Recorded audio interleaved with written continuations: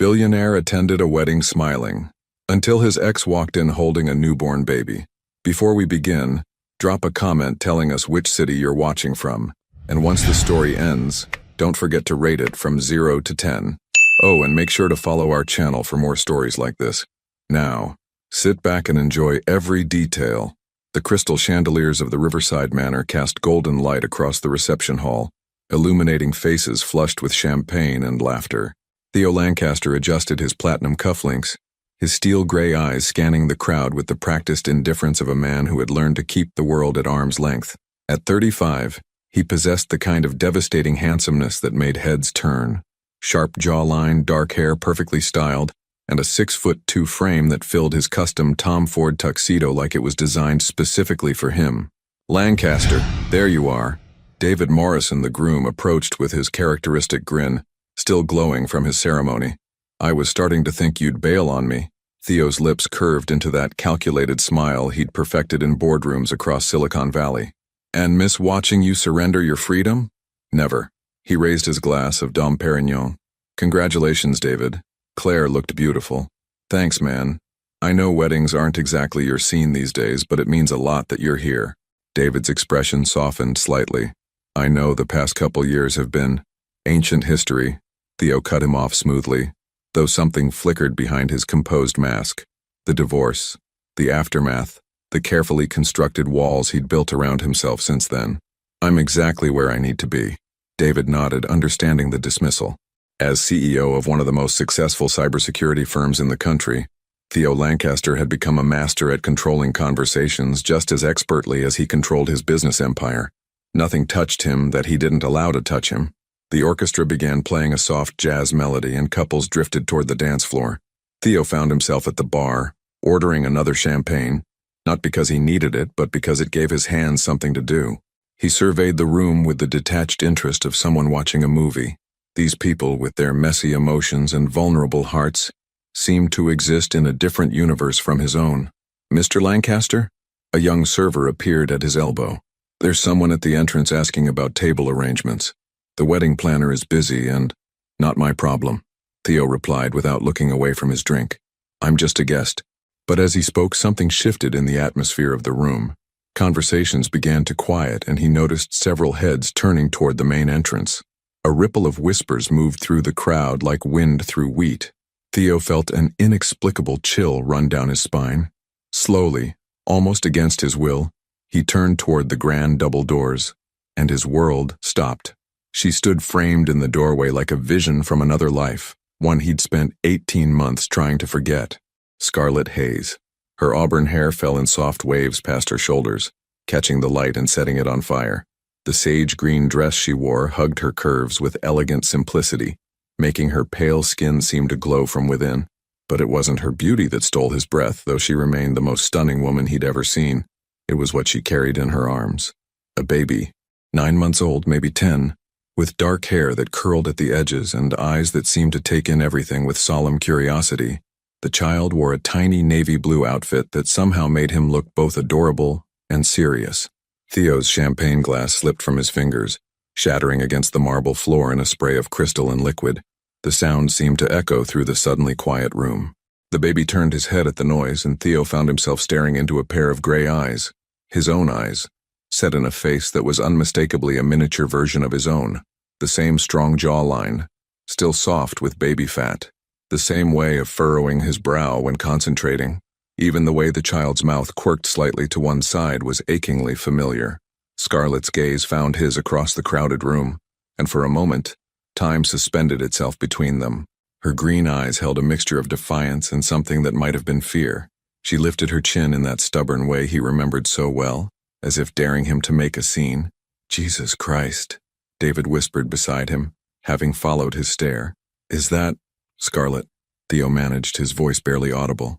His heart was hammering against his ribs so hard he was certain everyone could hear it. The room seemed to tilt on its axis, and he gripped the edge of the bar to steady himself. The child, his son because there was no denying it now, babbled something unintelligible and reached toward the glittering chandelier above. Scarlett smiled down at him with such tenderness that it physically hurt Theo to watch. She whispered something to the baby, who giggled and clapped his tiny hands together. I need Theo started, then stopped. He needed what? Air? Answers?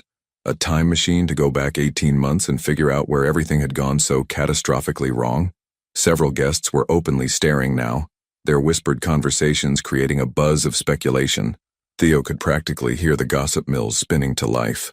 The legendary Theo Lancaster, who never showed emotion in public, standing frozen like a statue while his ex-wife introduced the world to a child he'd never known existed. Scarlett began moving through the crowd, accepting congratulations and making small talk as if she belonged here, as if she hadn't just detonated a bomb in the middle of his carefully controlled life. The baby gurgled happily in her arms, completely oblivious to the chaos his presence was causing. She was heading this way. What did you say to the woman who had disappeared from your life without explanation, only to reappear carrying the child you never knew you had? Theo forced himself to breathe as Scarlett approached, each step she took feeling like a countdown to an explosion he wasn't prepared for. She moved with that same graceful confidence he remembered, but there was something different about her now, a maturity, a strength that seemed to radiate from her very core. Motherhood had changed her in ways that went deeper than the physical. Theo. Her voice was steady when she finally reached him, though he caught the slight tremor beneath the surface. The baby in her arms looked up at him with those impossibly familiar gray eyes, and Theo felt his knees threaten to buckle. Scarlett.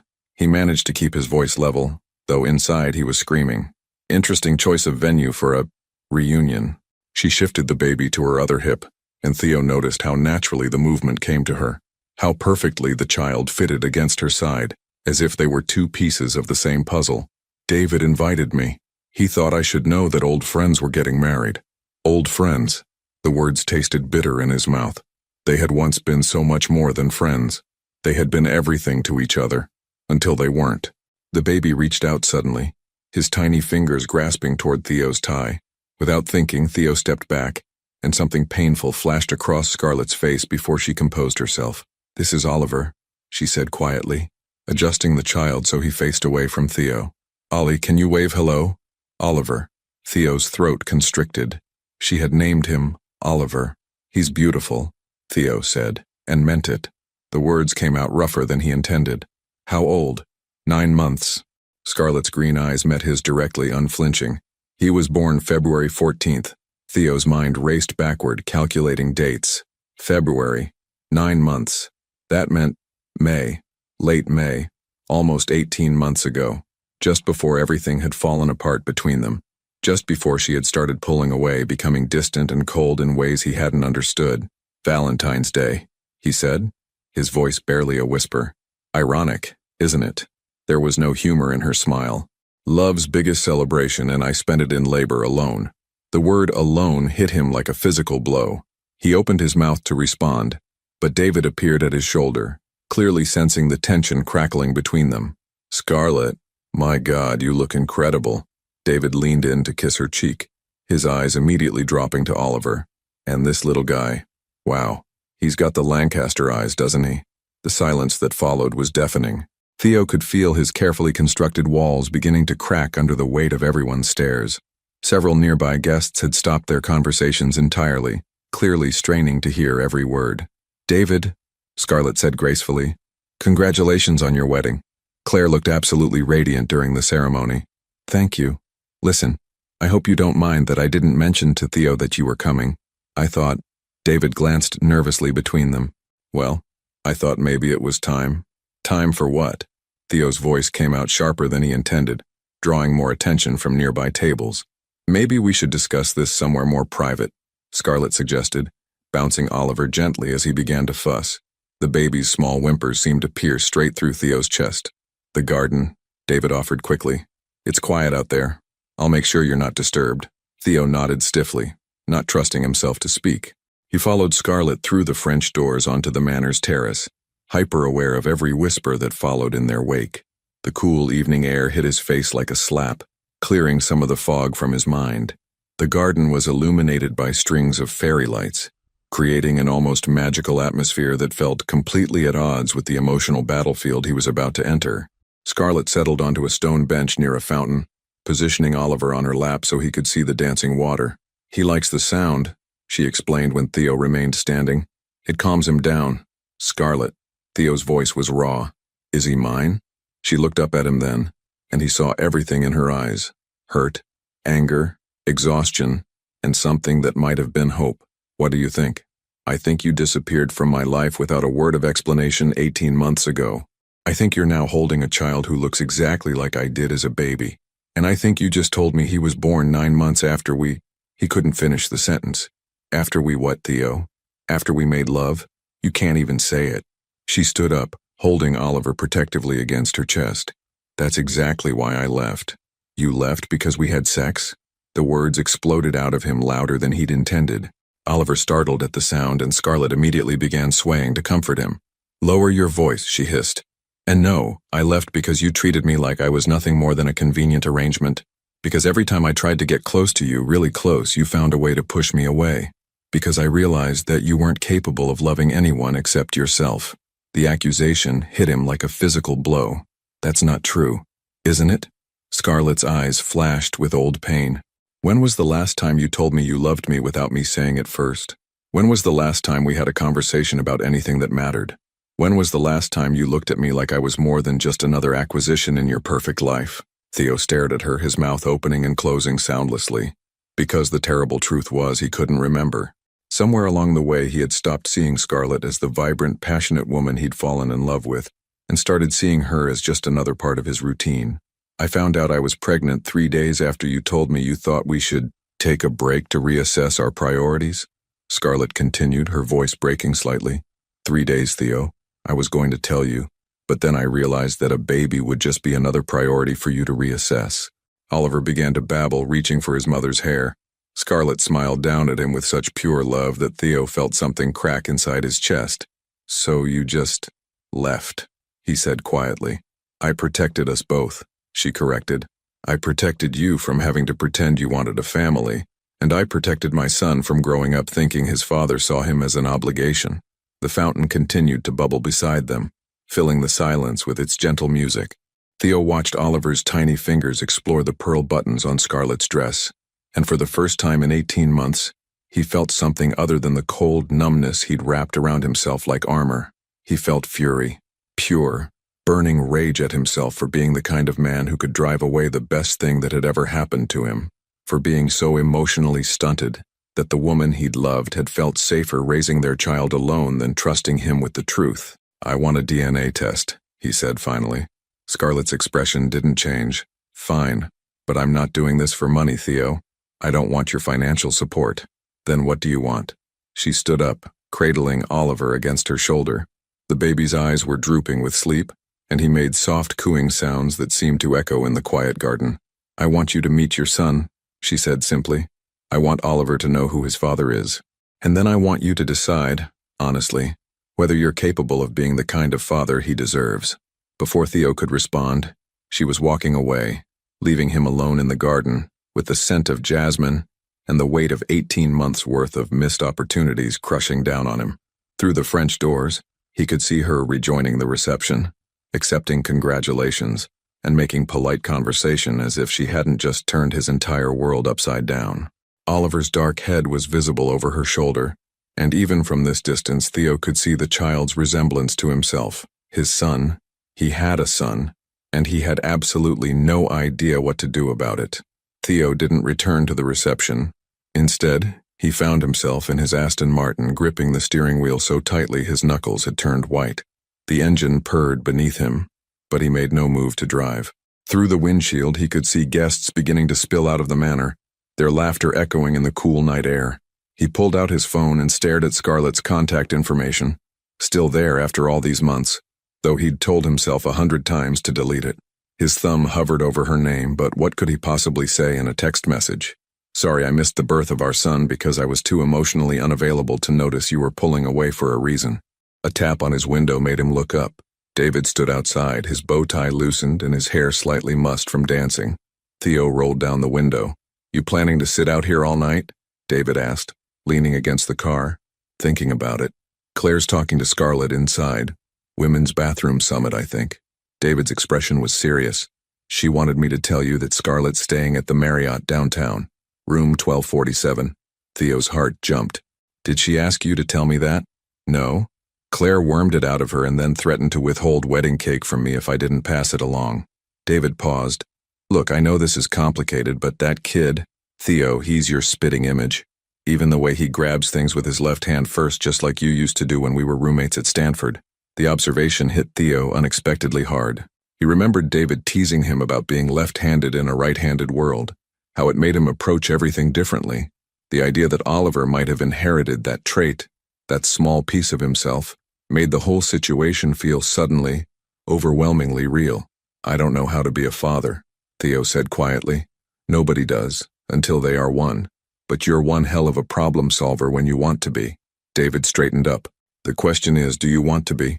20 minutes later, Theo found himself standing outside room 1247 at the Marriott, his hand raised to knock but frozen in midair.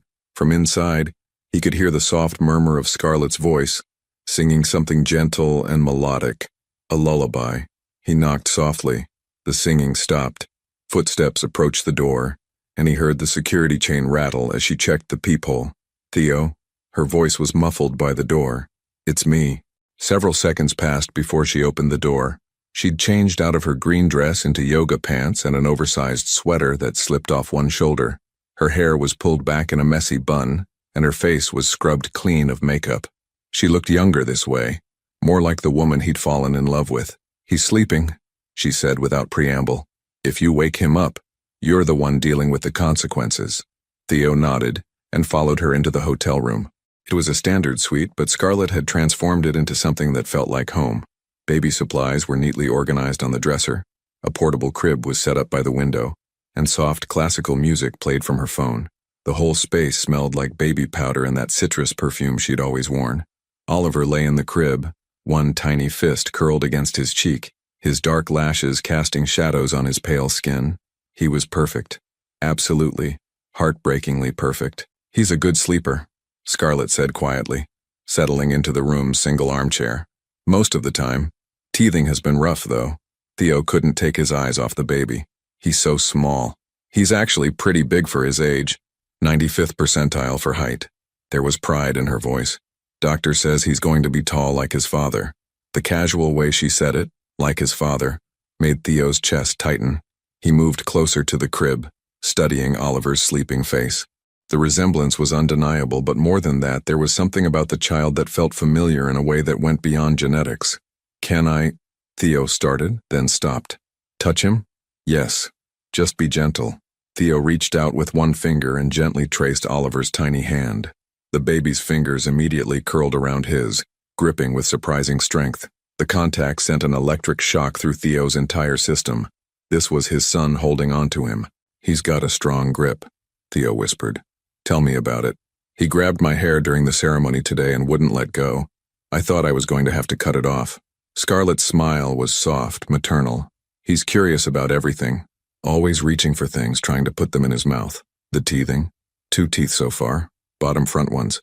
He's working on the top ones now, which is why he's been fussy. She paused. Not that you would know about any of this. The gentle accusation hung in the air between them. Theo carefully extracted his finger from Oliver's grasp and turned to face her. I would have been there, Scarlett, if I had known. Would you? Her green eyes were steady, searching. Really? Or would you have convinced yourself it was better handled by nannies and boarding schools? The question hit too close to home. Theo's own childhood had been exactly that. A series of hired caregivers and prestigious institutions while his parents focused on building their business empire.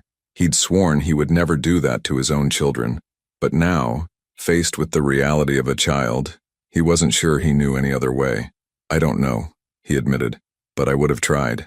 Trying isn't enough, Theo. Not for him. Scarlett gestured toward the crib. He deserves better than someone who's just trying. He deserves a father who wants to be there, who puts him first, who shows up even when it's hard. And you don't think I can be that person?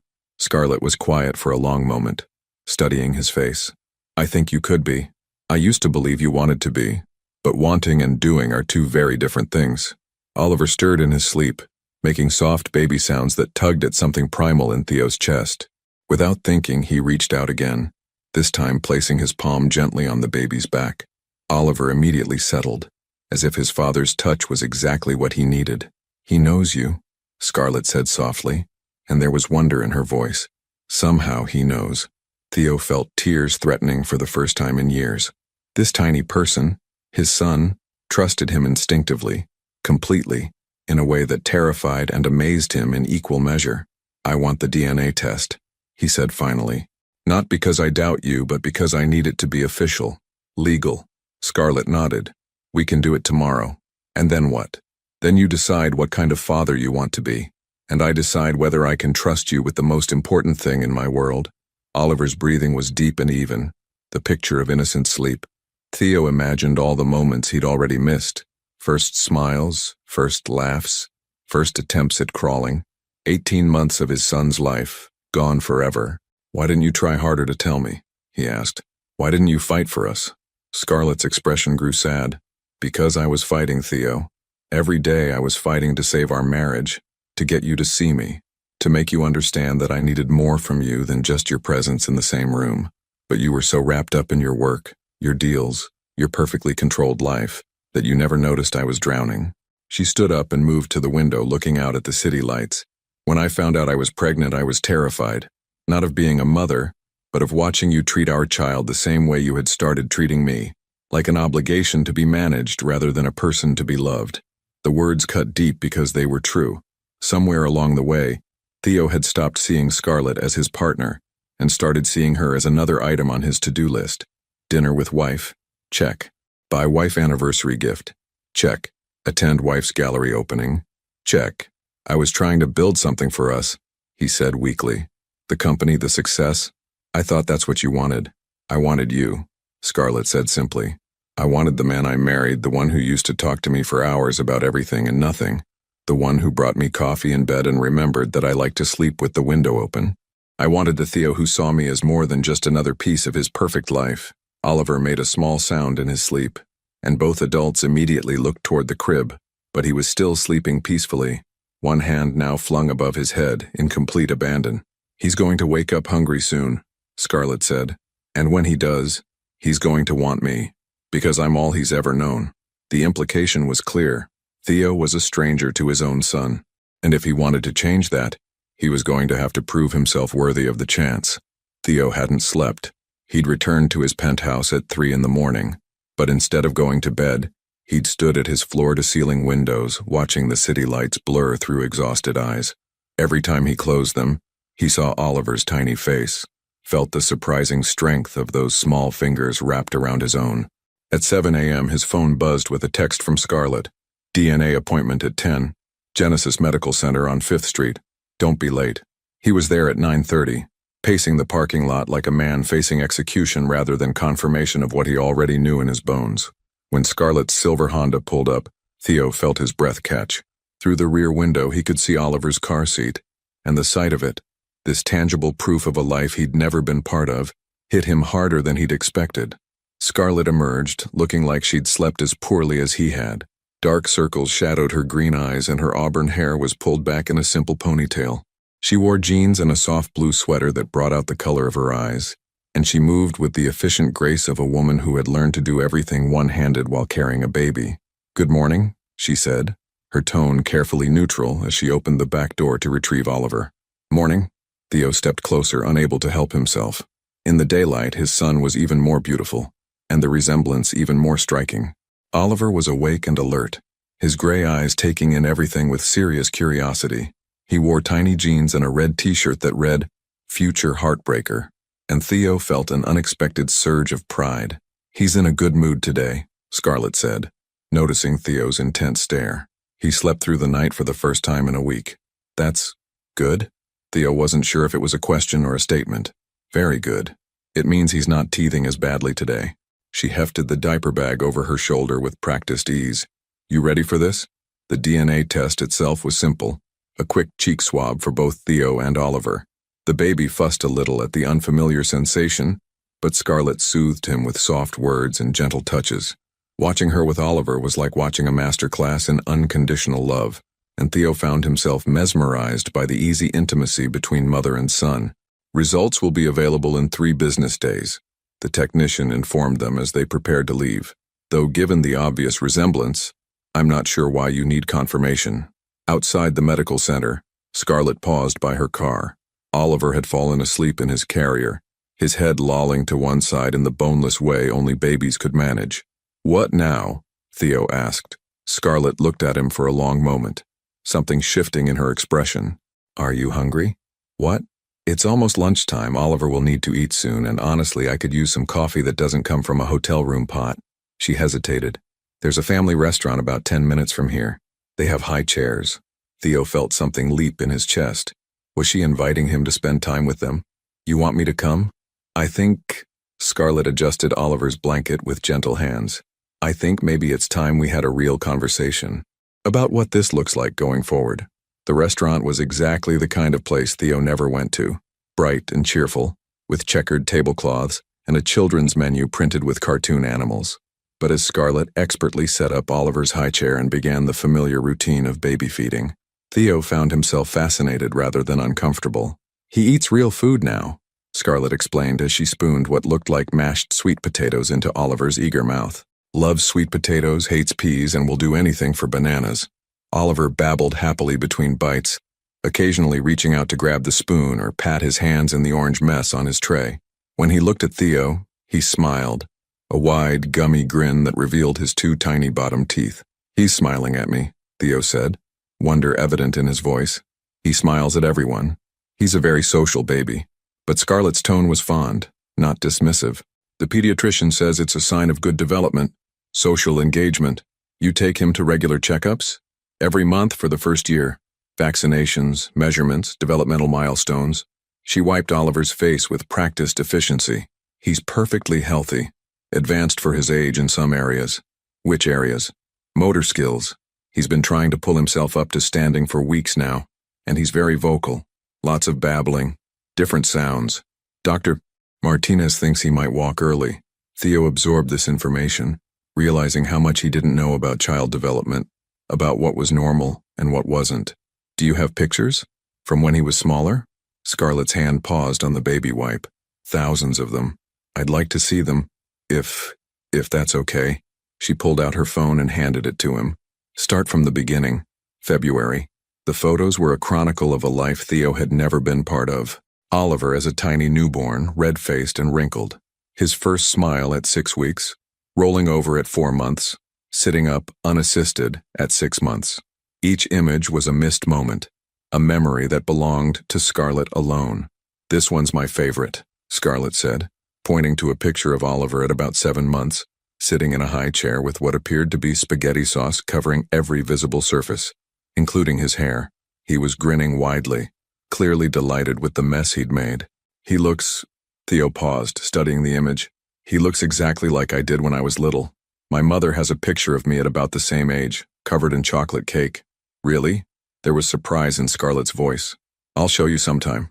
The words came out before he could stop them, and he immediately wondered if he'd overstepped. But Scarlett didn't pull away. Instead, she said quietly, "I'd like that." Oliver finished his lunch and immediately began trying to climb out of his high chair, babbling insistently and reaching toward the floor. "He wants down," Scarlett explained. "He's at the stage where he wants to explore everything." "Is that safe? In a restaurant?" "As long as we watch him closely. He can cruise along furniture now, holding on and walking sideways." There was pride in her voice. "Want to see?" She lifted Oliver out of his chair and set him on his feet next to their table. Immediately he grabbed onto the edge and began moving sideways, his chubby legs working hard to keep him upright. When he reached the corner of the table, he looked back at both adults with an expression of pure triumph. "Did you see that?" Theo found himself grinning. "He's actually walking. Cruising," Scarlett corrected. But she was smiling too. "Real walking comes next." Oliver continued his journey around the table, and when he reached Theo's chair, he stopped and looked up. Without hesitation, he let go of the table and reached both arms toward Theo. "He wants you to pick him up," Scarlett said softly. Theo's heart began racing. "I don't know how." "Support his chest with one hand, his bottom with the other. He's sturdier than he looks." With careful, reverent movements, Theo lifted his son for the first time. Oliver was warm and solid in his arms, heavier than he'd expected but perfectly sized to fit against his chest. The baby immediately grabbed onto Theo's tie, examining it with intense concentration. "He likes patterns," Scarlett observed. "Your tie has a geometric design." "Everything is geometric to him right now, isn't it?" Theo said, adjusting his hold as Oliver squirmed to get a better grip on the silk. "The whole world is new. Every day is a discovery. Scarlett's voice was soft, and when Theo looked at her, he saw something that might have been hope in her eyes. Yesterday he figured out how to clap. The day before he learned that if he drops his toy, someone will pick it up for him. Oliver chose that moment to release Theo's tie and pat his face with both hands, babbling what sounded almost like words. The contact was electric, soft baby palms against his cheeks, tiny fingers exploring his features with fearless curiosity. Da-da-da-da, Oliver said clearly, still patting Theo's face. The restaurant seemed to go silent around them. Theo felt his breath catch in his throat. Did he just... It's babbling, Scarlett said quickly. He says dada and mama, but he doesn't know what they mean yet. It's just sounds to him. But even as she said it, Oliver looked directly at Theo and repeated, da-da-da, with what seemed like intentional recognition. For the first time in 18 months, Theo Lancaster, billionaire, CEO, master of his own carefully controlled universe, felt like he was exactly where he belonged.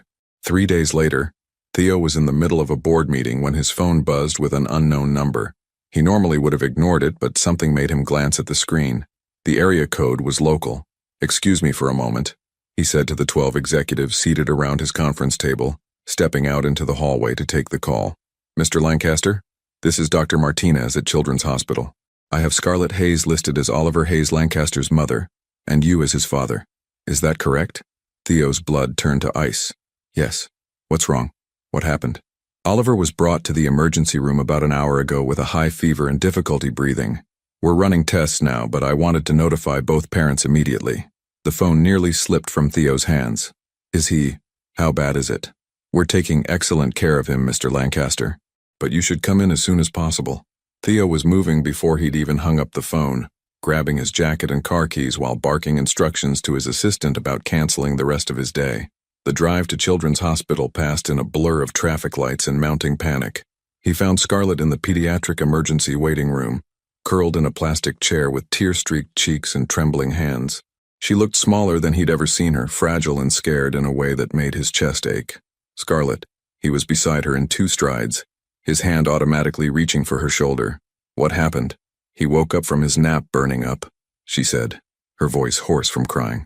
"His temperature was 104 and he was breathing so fast and he wouldn't stop crying, Theo. He's never cried like that." "Where is he now?" "They took him back for chest x-rays and blood work." "Doctor Martinez thinks it might be pneumonia." Fresh tears spilled down her cheeks. "He's so little, and he looked so scared when they took him away from me." Without thinking, Theo pulled her into his arms. She stiffened for just a moment before collapsing against his chest, her shoulders shaking with suppressed sobs. He held her tightly, one hand stroking her hair, murmuring reassurances he wasn't sure he believed himself. "He's going to be okay," he said fiercely. "He's strong, Scarlett. Look how strong he was when he grabbed my finger the other night." "You don't understand," she whispered against his shirt. "I've never been away from him when he was sick. He doesn't know these people, and they keep poking him with needles, and he just wants his mama." The raw pain in her voice broke something inside Theo. This was what single motherhood looked like, carrying the weight of every fear, every worry, every middle-of-the-night crisis completely alone. For 9 months, Scarlett had been the only person in the world who could comfort their son, and now even she couldn't make this better. "Mr. Lancaster? Ms. Hayes?" A woman in scrubs approached them. "I'm Dr. Martinez. You can see Oliver now." They followed her through a maze of corridors to a small room where Oliver lay in a crib that looked enormous around his small form. He was connected to several monitors, an IV line taped to his tiny hand, and an oxygen cannula under his nose. But his eyes were open, and when he saw Scarlett, he immediately reached for her with a weak cry. "Mama's here, baby," Scarlett whispered, carefully lifting him so as not to disturb his medical equipment. "Mama's here." Oliver settled immediately against her chest, his breathing still labored but his cries subsiding to soft whimpers. Theo watched, feeling utterly helpless and more terrified than he'd ever been in his life. "The good news is that it's not pneumonia," Dr. Martinez said, checking the monitors. "It appears to be a severe case of respiratory syncytial virus, RSV. Very common in babies his age, but it can be serious." "How serious?" Theo asked, his voice rougher than he intended. "In most cases, with proper treatment, babies recover completely, but Oliver's quite young and his fever is concerning. We want to keep him overnight for observation and IV fluids." "Overnight?" Scarlett's voice was small. I can stay with him, right? Of course. We have a fold-out chair that converts to a bed. Though I should warn you, it's not particularly comfortable. I don't care about comfortable, Scarlett said immediately. What about me? The words came out before Theo could stop them. Can I stay too? Dr. Martinez looked between them, clearly picking up on the complicated family dynamics.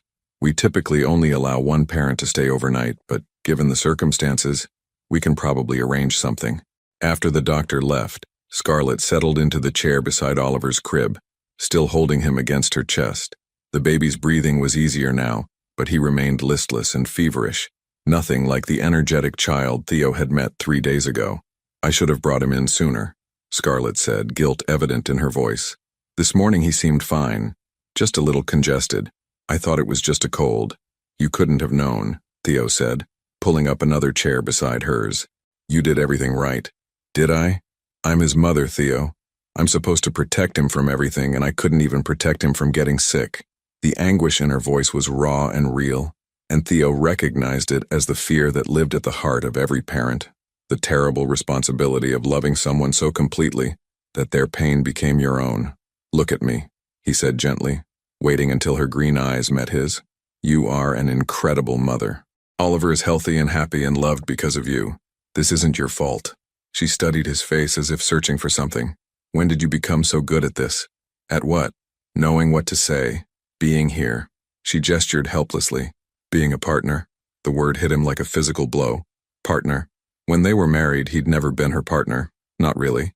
He'd been her husband in name, but he'd never shared the weight of their life together. Never stepped up when things got difficult. I'm learning, he said simply.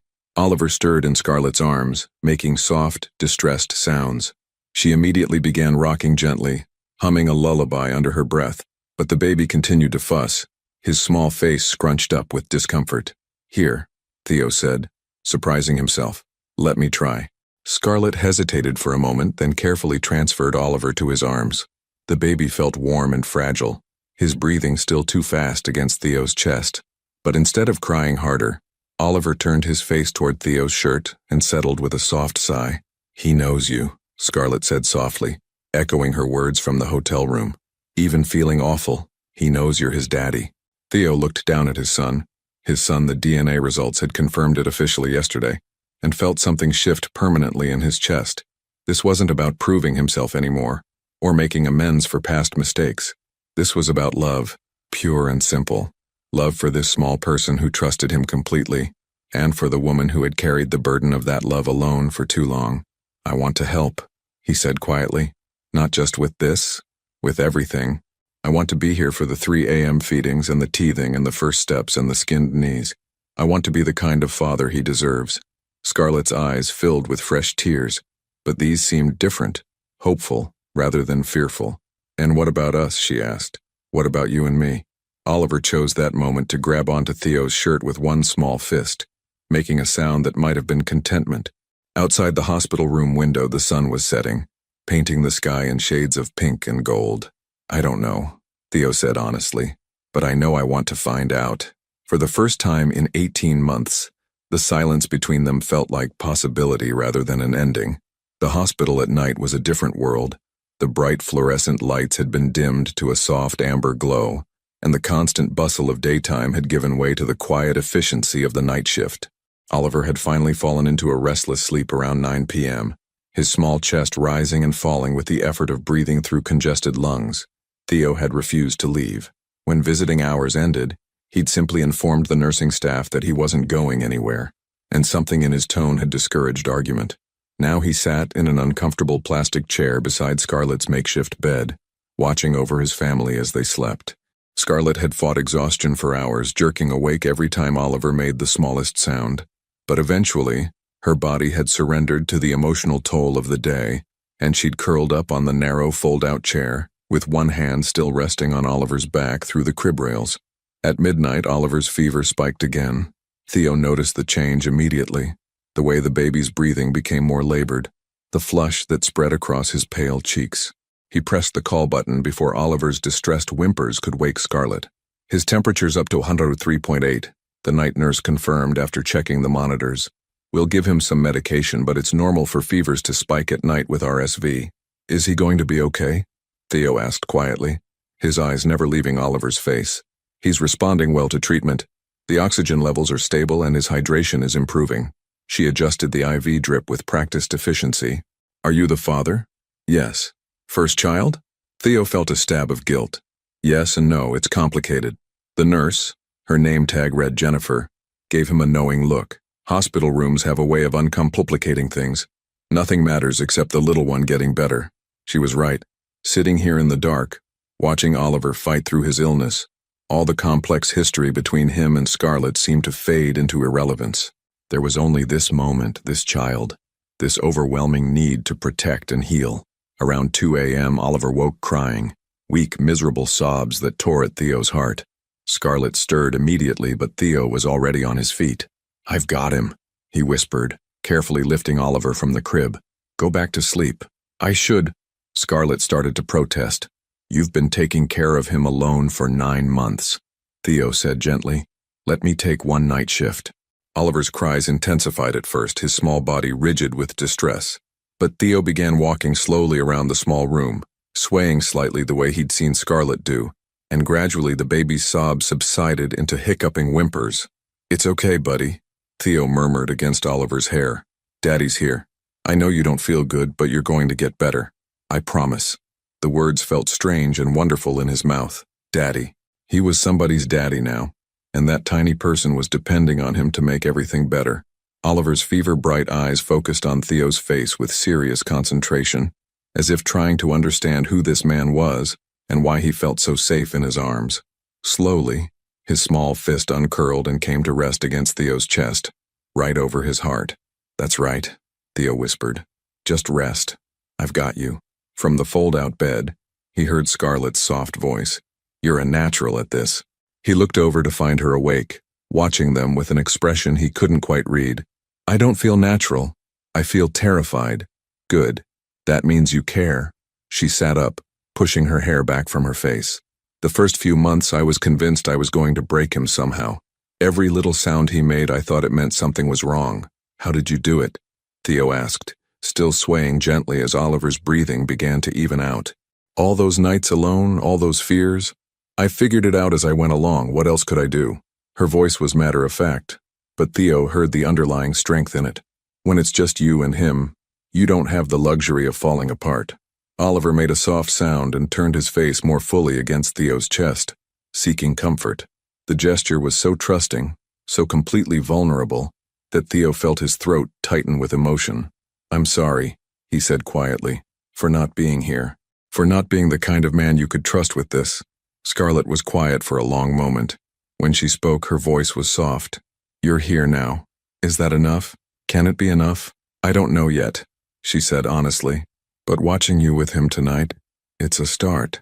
They fell into comfortable silence, the only sounds Oliver's slightly congested breathing and the soft beeping of monitors.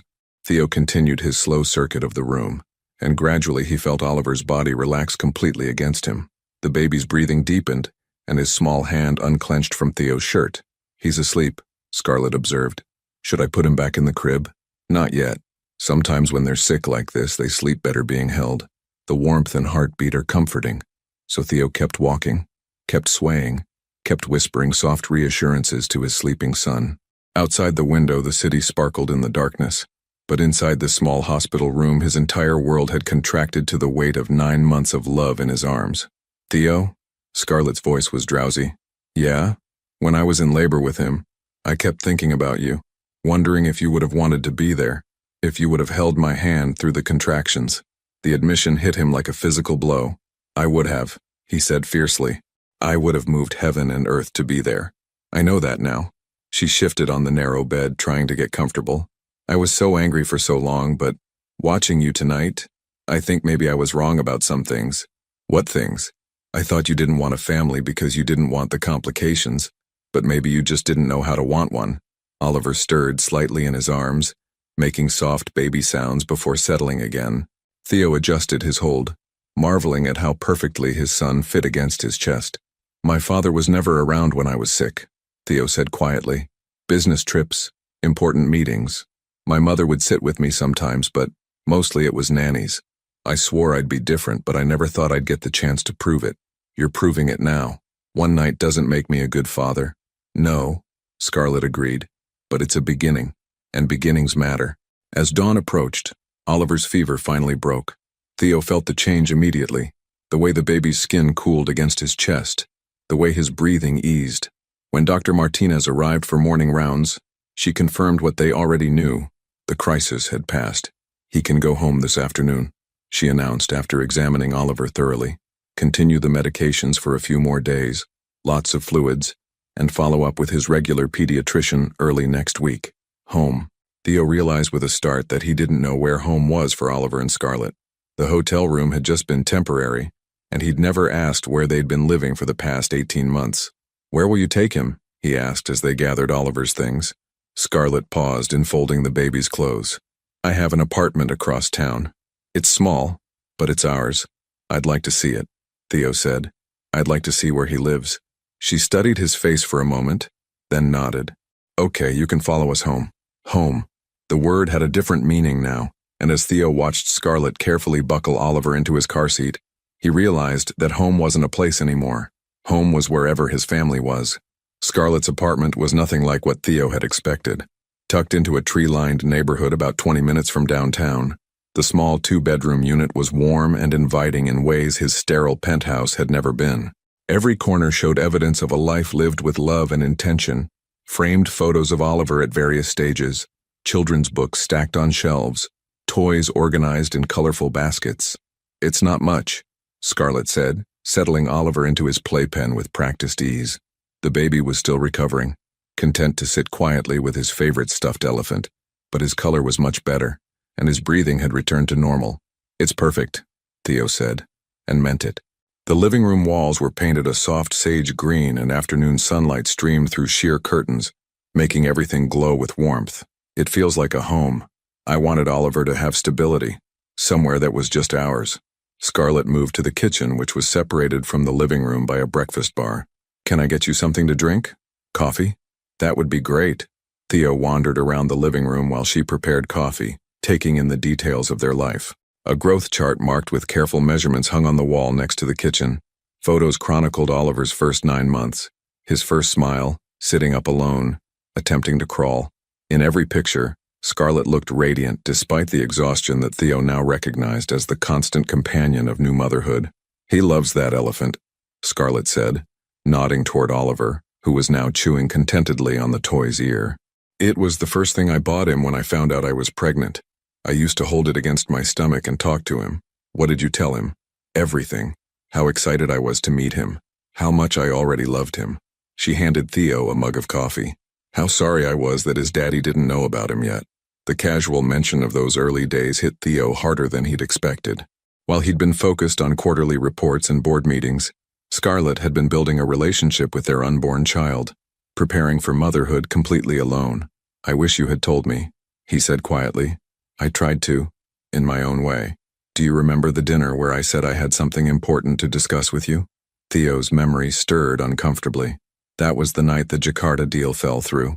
I had to leave early for a conference call. I was going to tell you then. I'd been practicing what to say for days. Scarlett's smile was sad.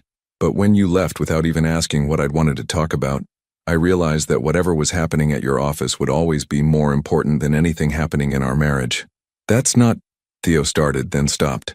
Because it was true. He'd prioritized work over everything else, including the woman he'd claimed to love.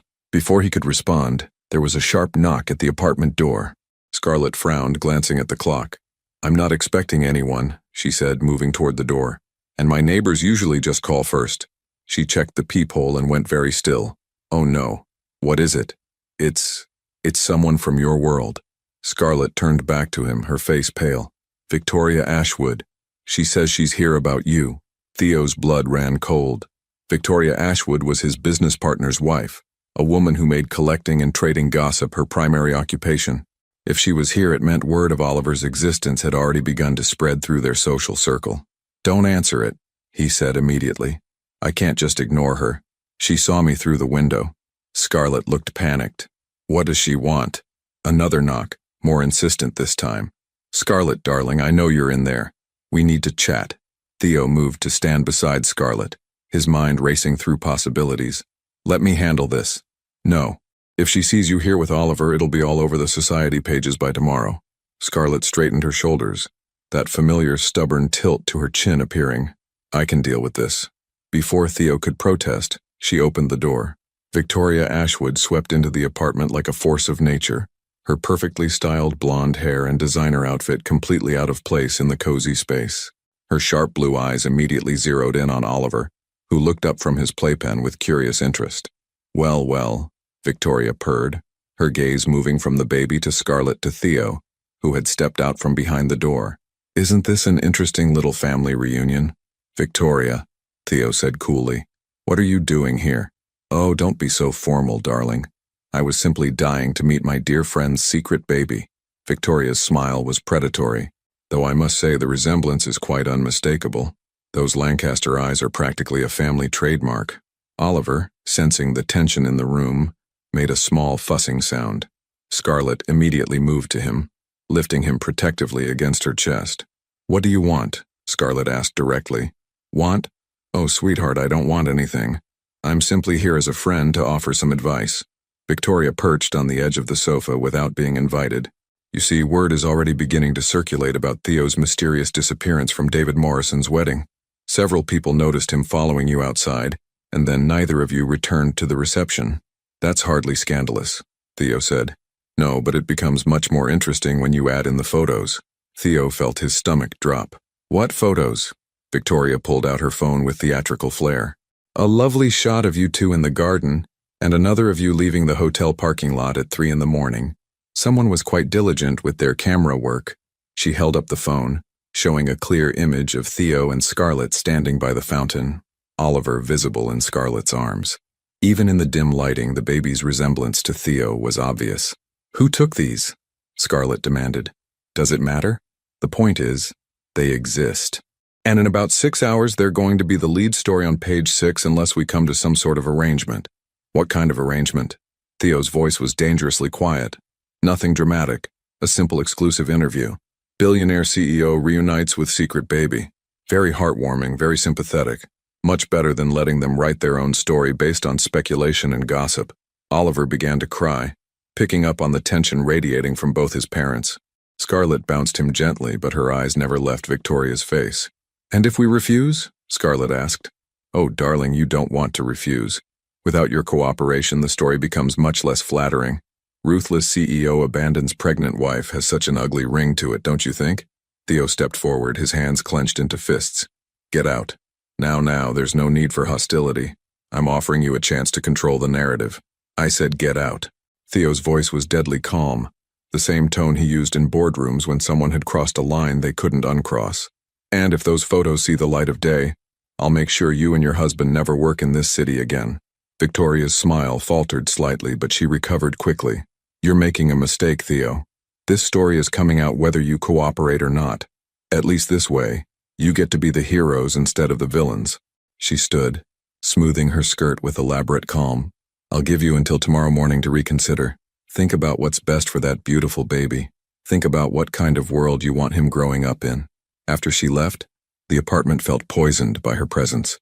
Oliver continued to cry, and Scarlett looked close to tears herself. This is exactly what I was afraid of, she said, her voice breaking. I didn't want him exposed to this world, to people like her. Theo reached for Oliver, and this time Scarlett didn't hesitate to hand him over. The baby settled immediately against his father's chest, his cries subsiding to soft hiccups. She can't hurt us, Theo said firmly. I won't let her. You can't control the media, Theo. Once this gets out, our lives will never be private again. Oliver will grow up with photographers following him, with people judging every choice we make. Theo looked down at his son's peaceful face, then back at Scarlett's frightened green eyes. In the space of a few hours, he'd gone from learning to be a father to having to protect his family from the very world that had made him successful. Then we don't give them anything to photograph, he said quietly. What do you mean? I mean we disappear. Tonight, before those photos can be published. Scarlett stared at him. Disappear where? I have a house, completely private, totally secure. We can go there while I figure out how to handle this. Theo, I can't just uproot our entire life because of some gossip columnist. You're not uprooting your life, Theo said, his voice gentle but determined. You're protecting it. You're protecting him. Oliver chose that moment to reach up and pat Theo's cheek, babbling softly. The gesture was so trusting, so innocent, that it broke Theo's heart to think of photographers capturing moments like this for public consumption. How long? Scarlett asked quietly. However long it takes, I promise you I will fix this, but right now I need to get you both somewhere safe. Outside, a car door slammed, and they both froze. Through the window, they could see a van with a news station logo pulling up to the curb. Too late, Scarlett whispered. Theo handed Oliver back to her and pulled out his phone. Pack whatever you need for a few days. I'm calling my security team. Theo, trust me, he said, meeting her eyes. Please, let me protect you this time. For a moment, Scarlett looked like she might argue. Then she nodded, clutching Oliver closer to her chest. Okay, she said, but this doesn't change anything between us. This is just about keeping Oliver safe. I understand, Theo said, though even as he made the call to his security team, he wondered if that was entirely true. The lake house was nothing like Theo's sterile penthouse. Nestled on the shores of Lake Tahoe, 3 hours from the city, it was a place he'd bought years ago but rarely visited. Too busy, too many obligations, too many excuses. Now, as he carried Oliver's car seat up the wooden steps while Scarlett juggled diaper bags and supplies, he wondered why he'd ever stayed away. The house was warm and welcoming, with floor-to-ceiling windows overlooking the lake and a stone fireplace that dominated the living room. Theo's housekeeper, Mrs. Chen, had prepared everything on short notice. Fresh groceries, clean linens, and even a temporary crib set up in the master bedroom. This is beautiful, Scarlett said softly, setting Oliver down in his carrier so she could look around. The baby was fascinated by the view, his gray eyes wide as he took in the sparkling water and pine trees visible through the windows. I'd forgotten how peaceful it is here, Theo admitted, watching Oliver babble at a pair of ducks swimming past the dock. No paparazzi, no society pages, no Victoria Ashwood. The escape from the city had been swift and efficient. Theo's security team had created a diversion while they slipped out the back of Scarlett's apartment building, and within 2 hours they were safely away from the media circus that was undoubtedly brewing. Your phone's been buzzing nonstop, Scarlett observed as Theo's device vibrated for the dozenth time in 10 minutes. Damage control, he said, glancing at the screen. My publicist, my lawyer, my business partner. Everyone wants to know how to handle the story. And what are you going to tell them? The truth, that I have a son, and anyone who has a problem with that can go to hell. Scarlett looked surprised by his vehemence. Just like that? You're not worried about your image, your business relationships? I spent 18 months worried about maintaining the perfect image, Theo said, lifting Oliver from his carrier and settling with him on the large sofa. And where did it get me? I missed my son's birth, his first smile, his first laugh. I almost missed his first word. I'm done prioritizing what other people think over what actually matters. Oliver reached for the throw pillow beside them, his small fingers exploring the textured fabric with intense concentration. Theo watched, marveling at how everything was still new and fascinating to his son. What was his first word? Theo asked. Really? Mama, Scarlett said with a soft smile. At 7 months. He said it clear as day while I was making dinner, and I started crying right there in the kitchen. I'm sorry I missed it. You're here for what comes next, she said quietly. That's what matters. They settled into an easy routine over the next few hours. Scarlett gave Oliver a bath in the large master bathroom sink, while Theo watched, asking questions about everything. How warm should the water be? Why did babies need special soap? Was it normal for Oliver to splash so enthusiastically that water ended up everywhere? He loves bath time, Scarlett explained, laughing as Oliver slapped the water with both hands, soaking the front of her shirt. It's one of his favorite parts of the day. Can I try? Theo asked hesitantly. Of course. Just support his back and neck and don't worry if he splashes. It means he's happy. Theo's hands shook slightly as he took over, but Oliver seemed completely comfortable with the transition. In fact, he seemed delighted to have a new audience for his water acrobatics, grinning widely as he sent droplets flying in every direction. Look at that smile, Theo breathed, completely enchanted. He's showing off for me. He's a little performer, Scarlett agreed. Yesterday he figured out how to blow raspberries, and now he does it constantly because he likes the way adults react.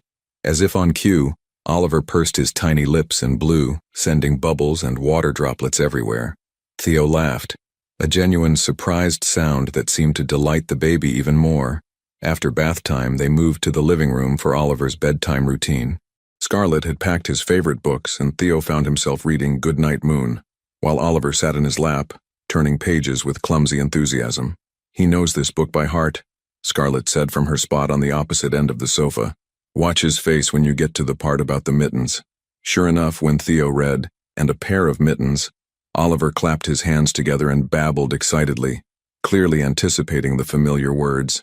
"He's brilliant," Theo said, amazed. "All babies his age do that. They love repetition and predictability. No, he's definitely brilliant. Look at the way he's studying the pictures." Scarlett's expression grew soft as she watched them together. "You're going to be one of those fathers who thinks everything their child does is extraordinary, isn't it?" Theo looked genuinely confused.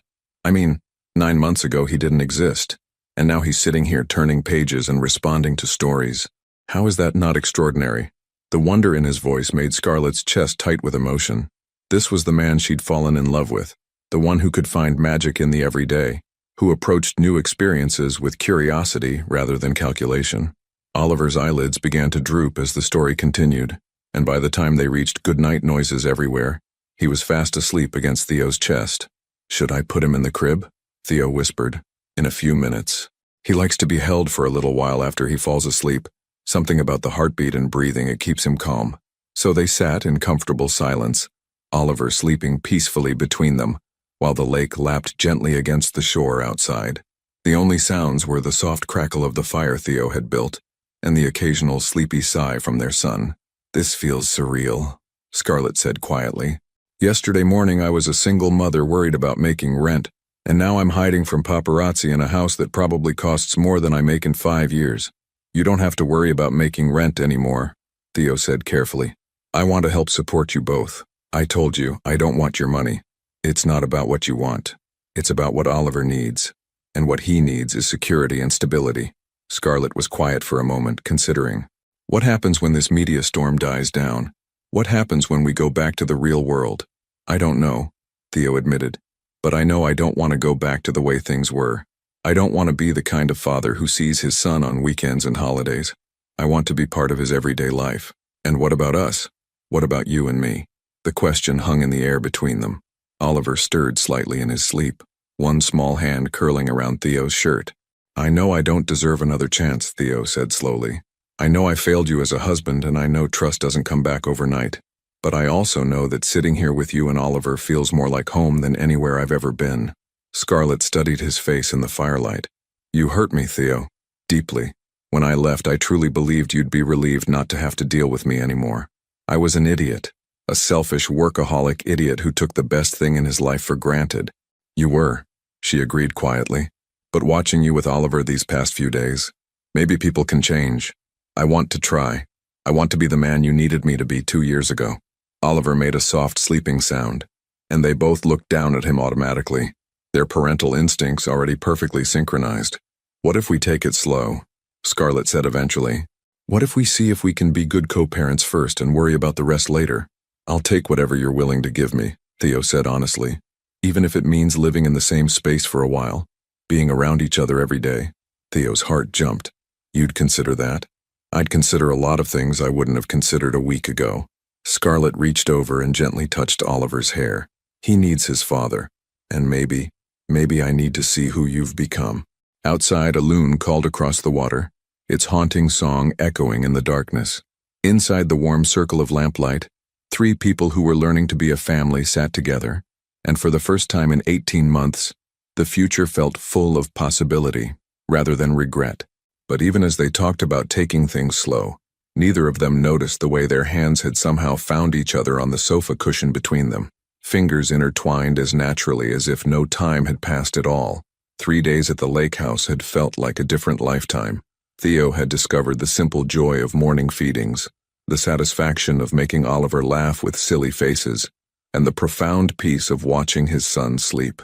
For the first time in years, he'd slept past 6 a.m., woken without immediately checking his phone, and spent entire hours focused on nothing but the present moment.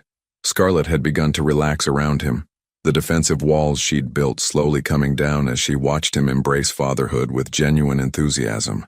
They'd fallen into an easy rhythm, taking turns with Oliver's care, cooking simple meals together, talking late into the night after the baby was asleep. But on Thursday morning, their peaceful bubble burst.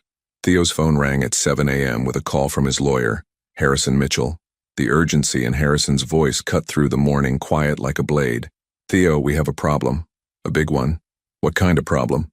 Theo stepped out onto the deck, not wanting to wake Scarlett and Oliver. Victoria Ashwood didn't just threaten to publish those photos. She published them 3 days ago, along with a story that's, well, it's brutal. And now someone else has come forward. Theo's blood turned to ice. Who? Natasha Volkov. The name hit Theo like a physical blow. Natasha, his ex-girlfriend from college. A relationship that had ended badly when she'd wanted marriage and he'd wanted freedom. He hadn't thought about her in years. What does Natasha have to do with anything? She's claiming you had an affair with her while you were married to Scarlett. Says she has photos, emails, hotel receipts. She's painting a picture of you as a serial cheater who abandoned his pregnant wife for other women. That's insane. I never cheated on Scarlett. I haven't spoken to Natasha since college. I believe you, but the evidence she's presenting looks convincing. Someone's gone to a lot of trouble to make this story stick. Theo's mind raced. The photos could be doctored, the emails fabricated. But why would Natasha do this? What did she have to gain? There's more, Harrison continued grimly. The story's gone viral. It's been picked up by every major news outlet. Your stock price dropped 15% yesterday, and the board is calling an emergency meeting. Through the windows, Theo could see Scarlett moving around the kitchen, preparing Oliver's breakfast. She looked relaxed and happy, humming softly as she warmed his bottle. The sight made his chest ache with the knowledge that he was about to destroy the fragile peace they'd built. How bad is it? He asked quietly. Bad. The narrative is that you're an entitled billionaire who uses women and discards them. They're calling Scarlett a victim and Oliver a casualty of your selfishness. There's even speculation about your fitness as a father. My fitness as a father? Theo's voice was dangerous. Based on what? Based on the fact that you abandoned a pregnant wife and have only recently discovered your son. They're questioning whether someone with your apparent moral failings should have custody rights. The words hit Theo like a physical attack. In less than a week, he'd gone from not knowing he had a son to being told he might not deserve one. What do? We fight. But Theo, this is going to get ugly.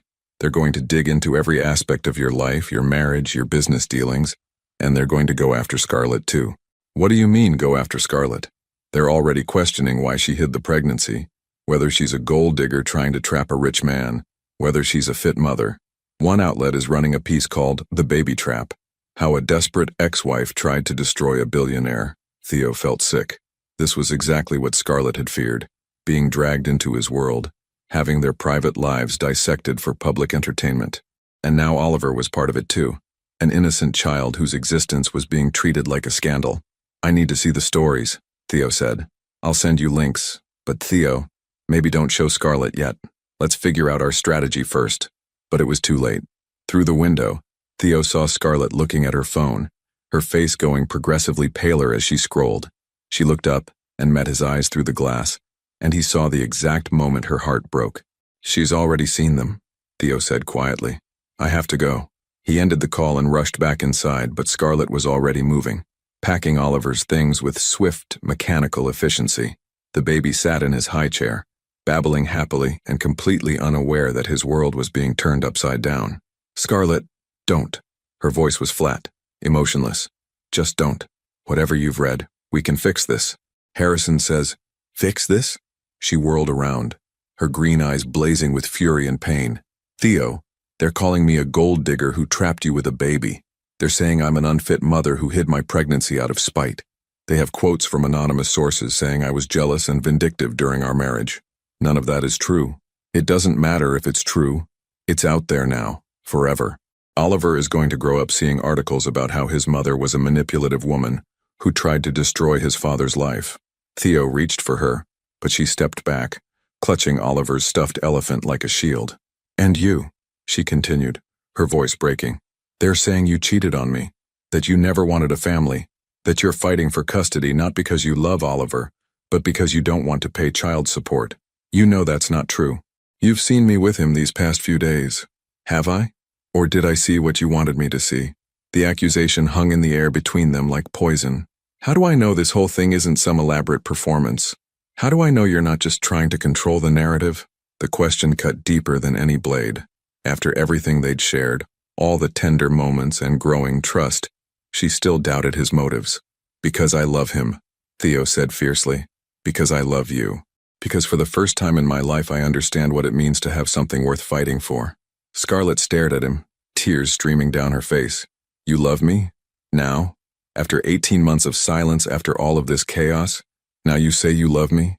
I never stopped loving you. I was just too stupid and proud to fight for you when it mattered. Oliver began to cry, sensing the tension in the room. Scarlett immediately went to him, lifting him from his high chair and holding him against her chest. The sight of them together, his whole world, the family he'd just found, made Theo's chest ache with desperate fear. I'm taking Oliver and going home, Scarlett said quietly. This is your home. We're your family. No, Theo. This was a fantasy. A beautiful, impossible fantasy where we could pretend the outside world didn't exist. She gestured toward her phone, which was still buzzing with notifications. But it does exist. And I won't let my son grow up in the middle of this circus. Running away won't make it stop. Maybe not. But staying here, pretending we can be a happy family while the world tears us apart, that will definitely destroy us. She kissed Oliver's head, breathing in his baby scent like she was trying to memorize it. I need to protect him. That's my job as his mother. It's my job too, as his father. Then prove it.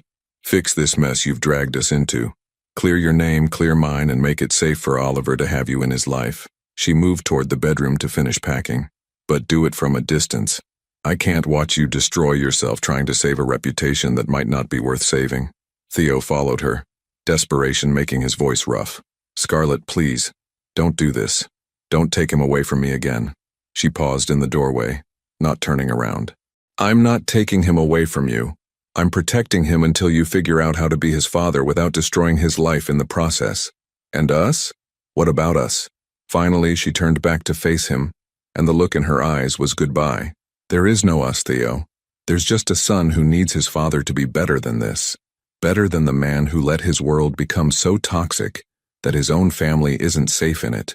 2 hours later, Theo stood on the empty dock watching the wake from Scarlett's boat disappear across the lake. Oliver's laughter still seemed to echo in the silence, and the house behind him felt like a mausoleum of broken dreams. His phone buzzed with another call from Harrison, another crisis to manage, another fire to put out. But for the first time in his life, Theo Lancaster, master of his universe, destroyer of obstacles, had no idea how to fight an enemy that lived in whispers and headlines in the court of public opinion. He had lost his family twice now. He would not lose them a third time. 2 weeks after Scarlett left the lake house, Theo had become a man possessed. He'd barely slept, surviving on coffee and determination while his team of investigators, lawyers, and public relations experts worked around the clock to uncover the truth behind Natasha Volkov's accusations. The breakthrough came at 3 a.m. on a Tuesday. We found it, Harrison said, bursting into Theo's office with a laptop and a triumphant expression. The smoking gun, Marcus Webb, Theo's head of security, was right behind him. It's bigger than we thought, Theo. This wasn't just about destroying your reputation. This was about destroying your company. Theo looked up from the financial reports he'd been reviewing, his eyes red-rimmed with exhaustion. Show me. Harrison set the laptop on Theo's desk and pulled up a series of bank records. Natasha Volkov received 2 payments in the past month, $50,000 each. Guess where they came from? Tell me. Phoenix Industries, your biggest competitor. The company that's been trying to buy out your cybersecurity contracts for years. Theo felt something cold and deadly settle in his chest. They paid her to lie about me. It gets better, Marcus added, pulling up another screen. We found the original photos she used to create the fake evidence. They're from a corporate event in college. You're in some of them, but you're clearly in group shots with dozens of other people. She had them digitally altered to make it look like you were alone together. The emails, all fabricated. We found the software she used to create fake email headers and timestamps. She's not very good at covering her tracks. What about Victoria Ashwood? Also on Phoenix Industries payroll. Has been for 6 months. They've been feeding her information about your business dealings, trying to find any way to damage your reputation. Theo leaned back in his chair, the pieces finally falling into place. They knew if they could make me look like an unreliable person, a cheater, an unfit father, They could destabilize the company enough to force a buyout. Exactly. And they almost succeeded. Your stock is still down 12% and 3 major clients have put their contracts under review. But we have proof now. Real proof. We have enough to destroy both of them. Harrison confirmed. The question is, what do you want to do with it? For the first time in 2 weeks, Theo smiled. It wasn't a pleasant smile. I want to call a press conference. 3 hours later, Theo stood behind a podium in the ballroom of the Meridian Hotel, facing a room packed with reporters, cameras, and the very people who had been tearing his life apart for weeks. He wore his best suit, his hair was perfectly styled, and his expression was the calm, controlled mask he'd perfected in boardrooms around the world. But inside, he was thinking of Oliver's laugh and Scarlett's tears and the family he'd lost twice because of lies and manipulation. "Ladies and gentlemen," he began, his voice carrying clearly through the room. 2 weeks ago, my life was turned upside down by accusations that painted me as an unfaithful husband, an unfit father. Today I'm here to set the record straight. The room erupted with questions, but Theo held up a hand for silence. "I will take questions after I've said what I came here to say. But first, I need you to understand something about the woman you've been calling a gold digger and a manipulator. Scarlett Hayes is the strongest, most honorable person I know. She raised our son alone for 9 months not because she wanted to trap me or hurt me, but because I had shown her that I wasn't capable of being the partner and father they deserved." He paused, letting that sink in. The failure of our marriage wasn't her fault, it was mine. I was so focused on building an empire that I forgot to build a life. I was so concerned with appearing successful that I became a terrible husband, and when she needed me most, I wasn't there. In the crowd he spotted Victoria Ashwood, her face pale and furious. Good, let her sweat. But this press conference isn't about my personal failings. It's about the systematic campaign of lies that has been orchestrated against my family by people who wanted to destroy my company and my reputation. Harrison stepped forward and handed Theo a folder. Natasha Volkov, the woman who accused me of having an affair with her during my marriage, was paid $100,000 by Phoenix Industries to fabricate evidence against me. The photographs she provided were digitally altered. The emails were created using software designed to produce fake evidence. The hotel receipts were forged. The room exploded with noise. Reporters shouting questions, cameras flashing, the sound of frantic typing as the story shifted in real time. Furthermore, Theo continued, his voice cutting through the chaos, Victoria Ashwood, the society reporter who broke this story, has been on Phoenix Industries' payroll for 6 months, feeding them inside information about my business and personal life in an attempt to find ammunition to use against me. He held up a stack of documents. I have bank records, digital forensics reports, and signed confessions from the people Phoenix Industries hired to create this false narrative. All of this evidence will be made available to law enforcement, and both Ms. Volkov and Ms. Ashwood will be facing charges for fraud, extortion, and defamation. Victoria Ashwood was pushing through the crowd toward the exit, but Marcus Webb and 2 security guards were already moving to intercept her. But most importantly, Theo said, his voice softening as he reached the part that mattered most, I want to address my son, Oliver, who will someday be old enough to read these stories and wonder what kind of man his father really is. He looked directly into the cameras, imagining Scarlett watching somewhere, holding Oliver in her arms.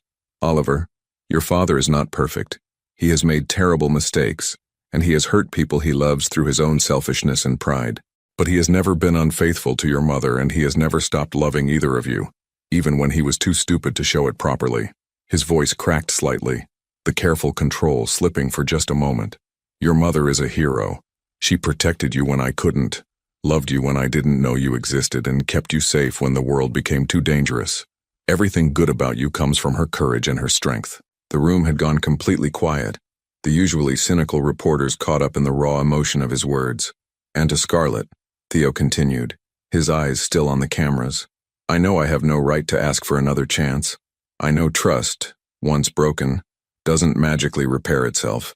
But I also know that what we built in those 3 days at the lake was real. The way Oliver laughed when I read to him was real. The way you looked at me when you thought I wasn't watching was real. He took a breath, gathering himself for the most important words he'd ever spoken. I'm not asking you to forgive me immediately. I'm not asking you to forget 18 months of pain and disappointment. I'm asking you to let me prove that the man you fell in love with is still here, buried underneath all the fear and ambition and stupidity.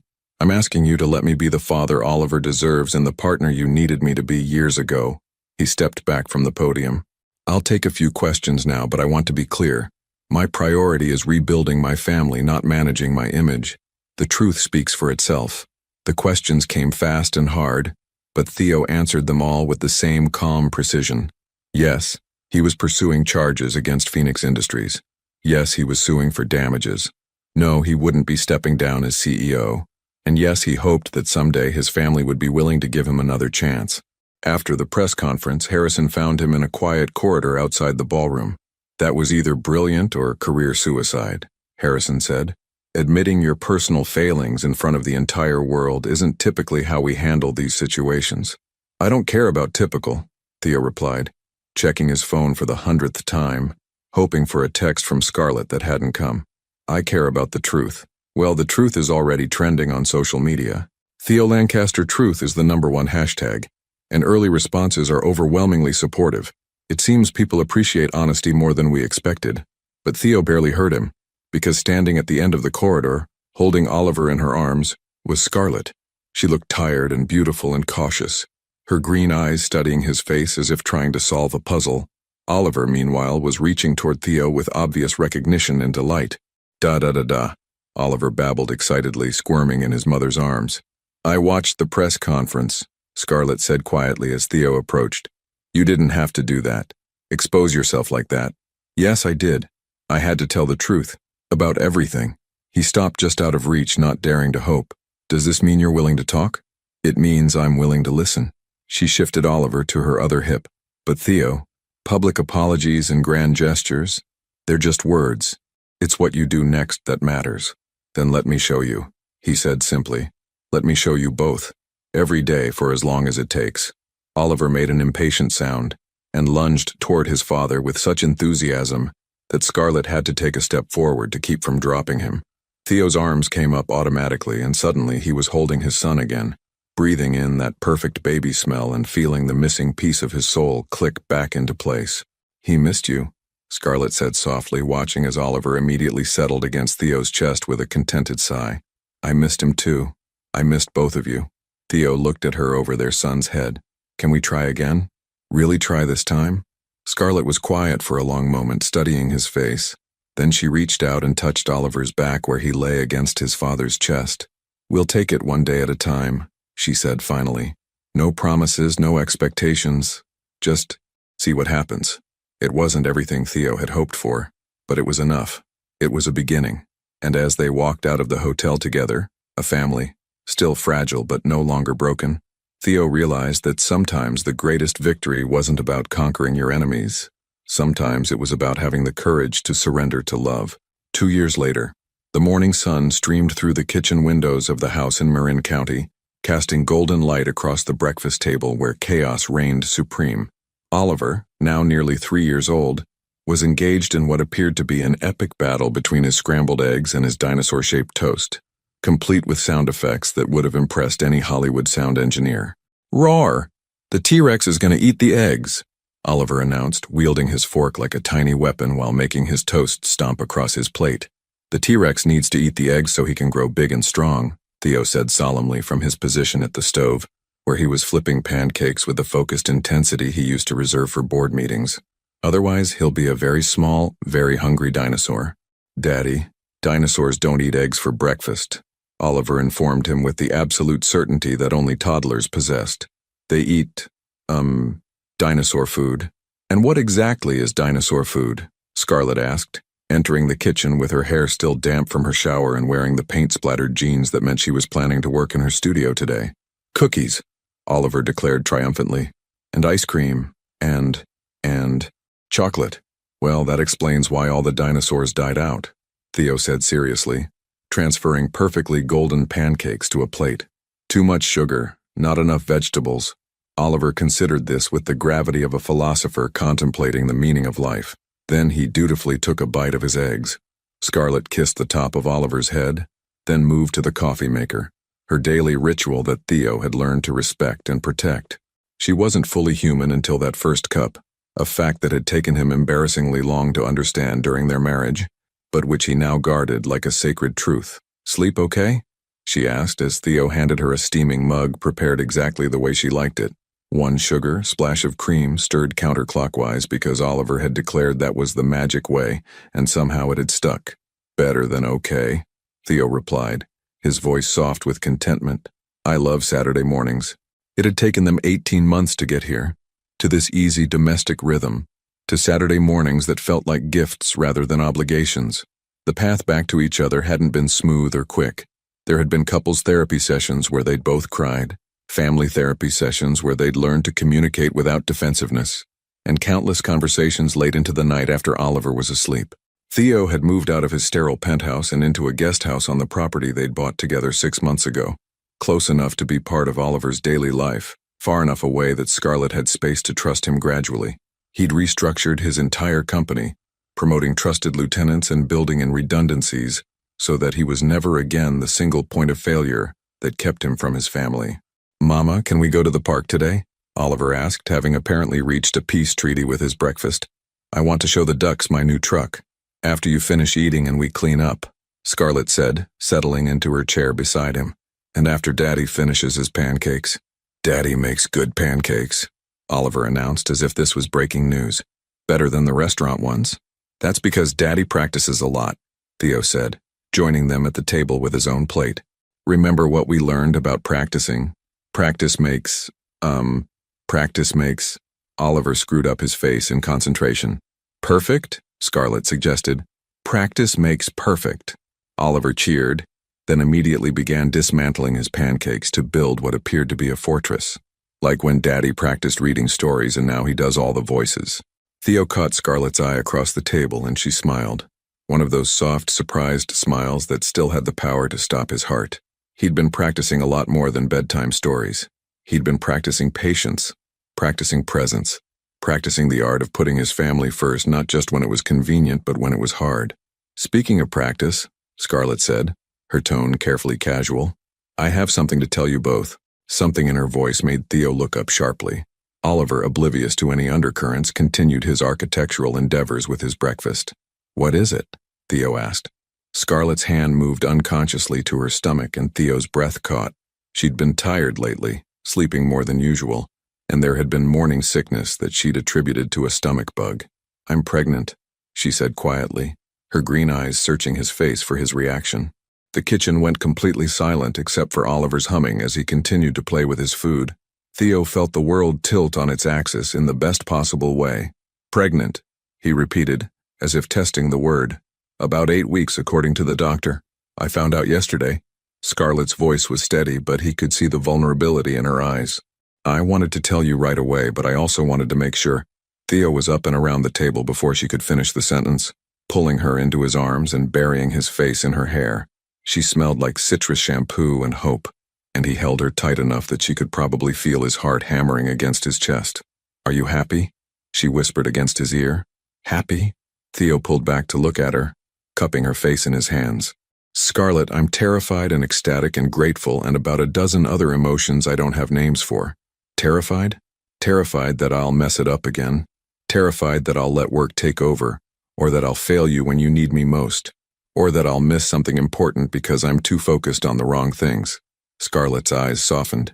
Theo, you drive Oliver to daycare every Tuesday and Thursday so I can have studio time.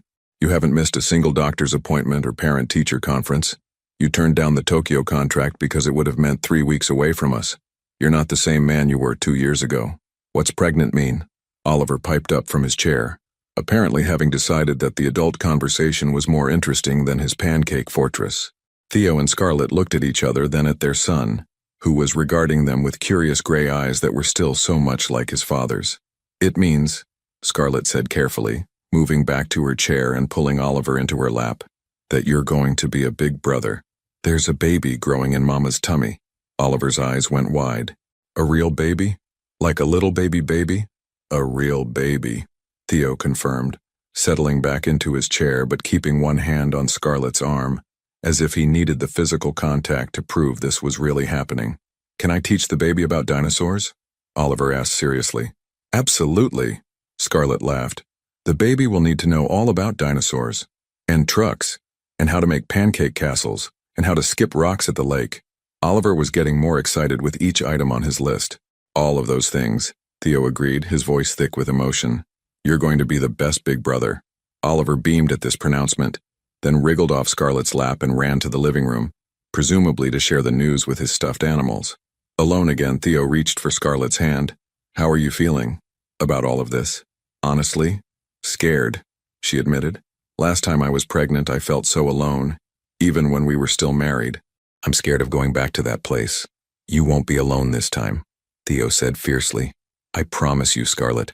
I will be there for every moment of this, every appointment, every midnight craving, every time you can't sleep because the baby is using your ribs as a jungle gym. Even if it means missing important meetings? Especially if it means missing important meetings. There is nothing more important than this, than you and Oliver and this baby. He brought her hand to his lips, pressing a soft kiss to her knuckles. Nothing. Scarlett studied his face, and he could see her making the choice to trust him again, to believe in the man he'd fought so hard to become. I love you, she said simply. I love the father you've become and the partner you're learning to be, and the man who reads dinosaur stories in 12 different voices. I love you too, Theo replied. I love your strength and your art and the way you make everything feel like home. I love that you gave me a second chance when I didn't deserve one, and that you're brave enough to give me another. From the living room came the sound of Oliver explaining to his teddy bear that he was going to have a baby sister or brother, and that the baby would probably like dinosaurs but might prefer trucks.